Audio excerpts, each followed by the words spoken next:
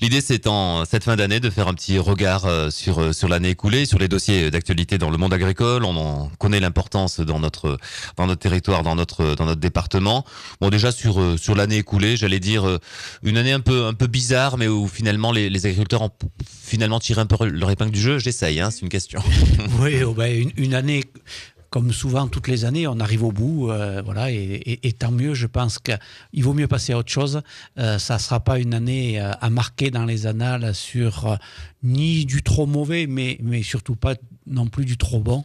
Peut-être une année de gros travail pour les agriculteurs parce que ces retards, ces pluies de printemps, ça a désorganisé les habitudes. Oui, c'est le quotidien des agriculteurs, de vivre avec le temps, effectivement. Mais cette année en particulier, voilà, on a eu une saison dure à démarrer. Le printemps était pas au rendez-vous comme habituellement. Donc, quand l'hiver se prolonge, les gens attendent avec impatience l'arrivée des beaux jours. Et puis, les beaux jours sont arrivés, mais là encore un peu compliqués avec non seulement les problèmes climatiques, mais aussi tous les problèmes liés à des méventes, à des cours un peu difficiles, des situations tendues que l'on connaît et que l'on découvre aussi avec des évolutions réglementaires nouvelles, avec des choses qui étaient pas forcément, voilà, une année 2013 qui, j'espère, passera très vite ou dans les oubliettes, un peu, si on peut dire, pour passer à autre chose. Alors, avec parmi les sujets marquants de l'année, une nouvelle fois, une énième fois, le sujet du loup, qui est un sujet en tant que tel, mais qui est aussi peut-être un moyen d'expression du mal-être un peu du monde agricole. Il y a les deux sujets. C'est un sujet tout seul, le loup, et les difficultés liées à sa présence. Mais c'est aussi peut-être une expression du mal-être qu'on a vraiment ressenti le 3 novembre lors de cette manifestation où il y avait le problème du loup, l'émotion, mais peut-être par-dessus tout ça, une espèce de ras-le-bol. Oui, alors le loup est quand même un vrai problème, un vrai sujet sur lequel les agriculteurs ont un gros souci, gros souci de compréhension des citoyens, de l'État pour comprendre la difficulté que ça engendre, une difficulté supplémentaire que ça engendre sur leur exploitation, dans la gestion de leurs troupeaux, dans la vie au quotidien même de leur famille. Et ça, c'est quelque chose que les agriculteurs ont du mal à faire comprendre et même à apprécier dans le temps. C'est vrai que c'est un plus dans les situations difficiles qui se rajoute. Alors, comme j'ai un peu l'habitude de le dire, c'est pas la peine d'ajouter la peste au choléra. Et effectivement, la gestion du loup, qui est une difficulté que les agriculteurs ont à gérer, vient rajouter aux difficultés de crise structurelle des filières. Et voilà, quand les agriculteurs descendent dans la rue pour exprimer un ras-le-bol, ils l'expriment de façon forte et des fois c'est la petite goutte d'eau qui fait déborder le vase. Là, en l'occurrence, le dossier du loup, c'est pas une petite goutte d'eau, c'est un vrai sujet de débat pour notre département, mais un débat national sur lequel l'État doit prendre ses responsabilités. Alors on vous sait très occupé parce que vous avez la Chambre d'agriculture et puis vous avez le comité économique et social et vous avez aussi bien sûr votre exploitation dans le Champsaur. Mais est-ce que vous avez eu le temps de regarder ce débat entre le président de la FDSEA et Hervé Gazdan de la SAPN ? Oui, c'était un moment fort d'abord du début de la télévision des Hautes-Alpes et pour moi j'étais très satisfait de ce débat qui était très digne, à la hauteur d'un grand débat qu'on a pu si on peut faire des comparatifs. Et l'un et l'autre, les deux protagonistes, sont restés très respectueux les uns des autres et en marquant, je pense, quelque part les esprits des gens qui les regardaient, qui les écoutaient, parce qu'effectivement, ils ont su faire passer des messages en étant respectueux de la parole de l'autre et en faisant comprendre. Je crois que ça a été un moment fort pour faire comprendre et apprécier aux auditeurs, aux téléspectateurs, l'intérêt qui était porté sur ce sujet.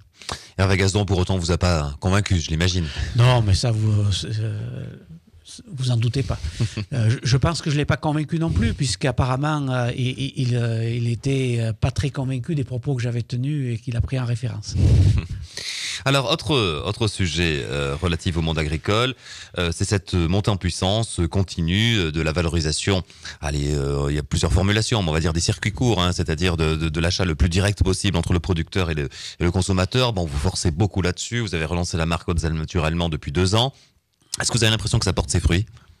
Oui, pleinement aujourd'hui. Aujourd'hui, on est dans une progression constante de cet engagement des agriculteurs eux-mêmes, puis des nouveaux agriculteurs qui s'installent dans le cadre du développement de ces circuits courts.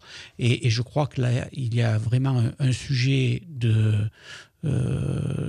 essentiel pour l'agriculture du département des Hautes-Alpes, qui n'empêche pas que l'agriculture des filières traditionnelles doit continuer d'exister, parce qu'on ne pourra pas s'attacher au circuit court où qu'on soit dans le département des Hautes-Alpes, et quelle que soit la structure d'exploitation que l'on ait, mais il y a là l'opportunité de créer un nouveau marché, de créer un nouveau lien entre les agriculteurs et les consommateurs locaux et les consommateurs visiteurs de notre département. On a l'impression qu'il y a eu un petit pas de franchi entre une époque où vous avez déjà forcé, vous et les élus de la Chambre, sur le thème allez lancez-vous là-dedans, et on vous regardait un peu incrédule en disant attendez, c'est pas notre métier, c'est pas ça qu'on sait faire. Et maintenant, peut-être aussi une question de génération, des jeunes qui disent bon, on a compris, si on veut bien arrondir les fins de mois, faut pas hésiter à transformer, il faut voilà. Je crois que ce n'est pas forcément une question de génération, c'est aussi une question tout simplement de politique générale agricole où effectivement des réformes successives d'accompagnement, de réforme de la PAC, de soutien financier, de contraintes